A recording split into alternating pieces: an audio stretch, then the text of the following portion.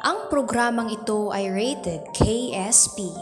Katatakutan subalit pampamilyang diskusyon na nangangailangan ng hindi mawaring pag-unawa. Ang kwento ay bunga lamang ng imahinasyon ng manunulat.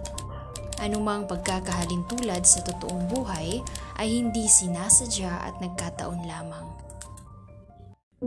Ang pamilya Aswi ay nakatira sa isang tahimik at liblib na lugar ng Manaak. Hindi man magarbo ang kanilang buhay, ngunit sila ay puno ng pagmamahalan at respeto sa isa't isa.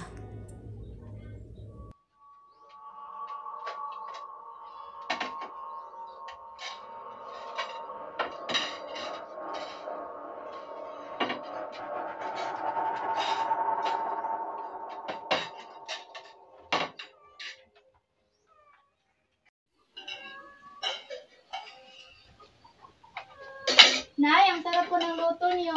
Paborito mo yan kasi. Kaya pagkatapos mo diyan, dahil mo sa Aling Nena ng luto ko para matikman niya. Sige po, Nay.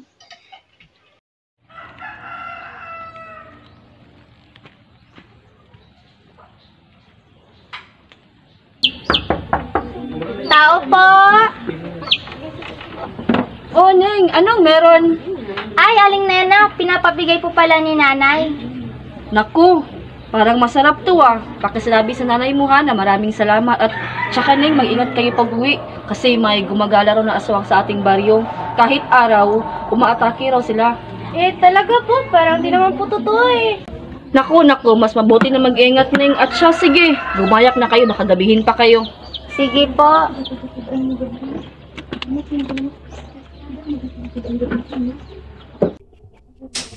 Nay, sabi ni Aling Nena, salamat daw po. At saka Nay, sabi po ni Aling Nena, may gumagala raw na aswang ngayon. Talaga ate? Oo daw.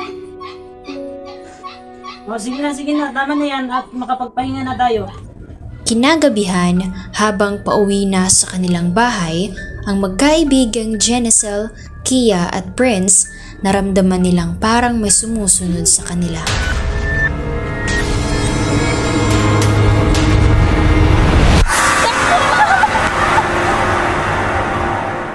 Sa isang maulan na umaga, nag-uusap sa labas ng bahay sina Aling Charmaine, Haina at Mary. Uy, mga mare, alam niyo ba, sabi ng anak ko, nakasama rin ng anak niyo, hinaburo sila ng aswang kagabi. Yan nga, sabi ng anak ko eh. Kita na daw nila kung sino. Sino? Yung kapitbahay natin. Si Concepcion. Alam mo yan? Pabida yan eh. Kaya siguro namimigay ng ulang kasi gusto niyang magpakawa sa pagiging aswang.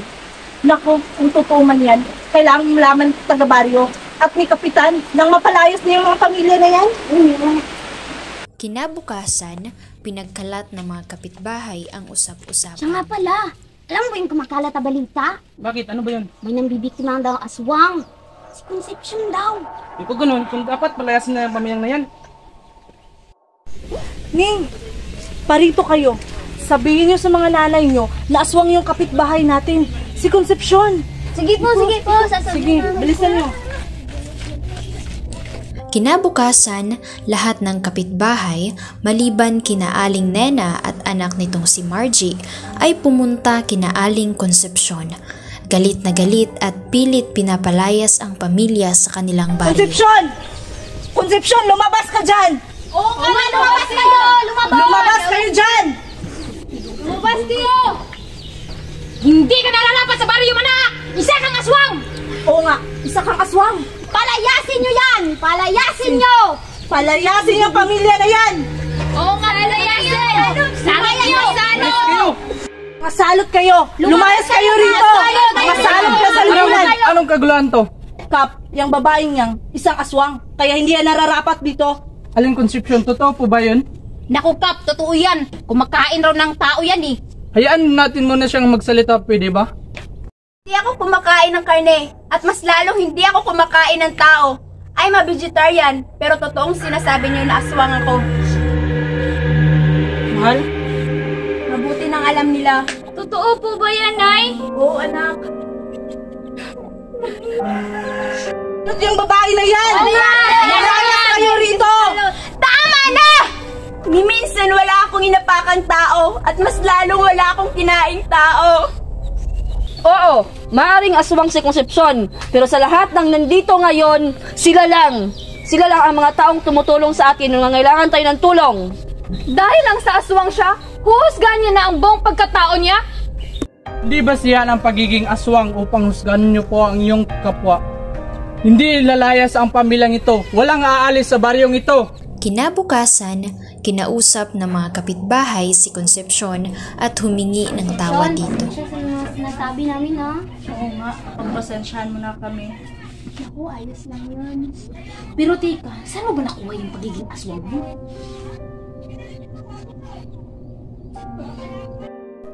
Nagkasakit si Itay.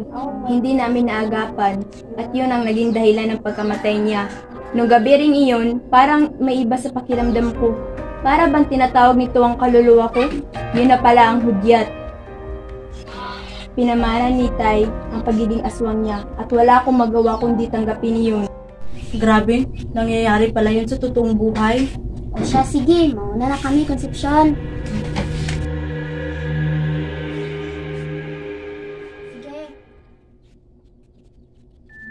Habang paalis ang magkakapitbahay, ngumiti si Concepcion, hindi maipaliwanag ng ngiti.